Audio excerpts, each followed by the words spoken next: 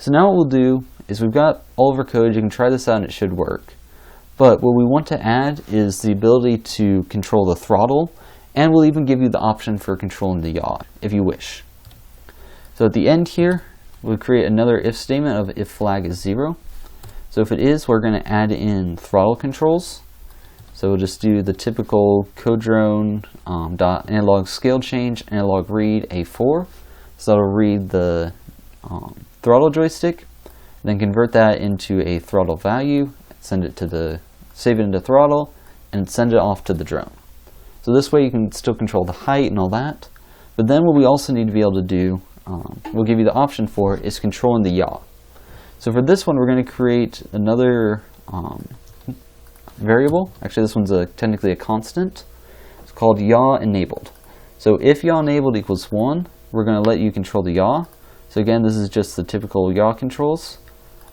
So now what we need to do is we need to create this yaw enabled constant. So go up to the top of our code here, so we can create it.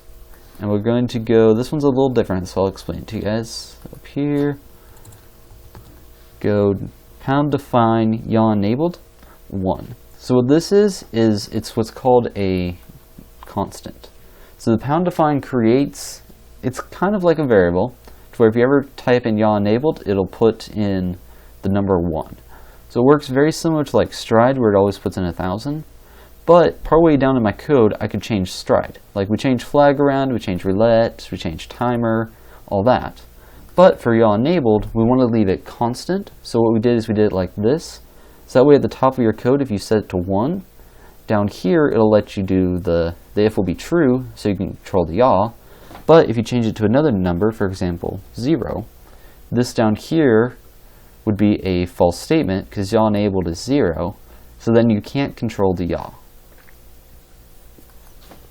So this way it just kind of gives you some options for how you control it. So now your code should be ready to go.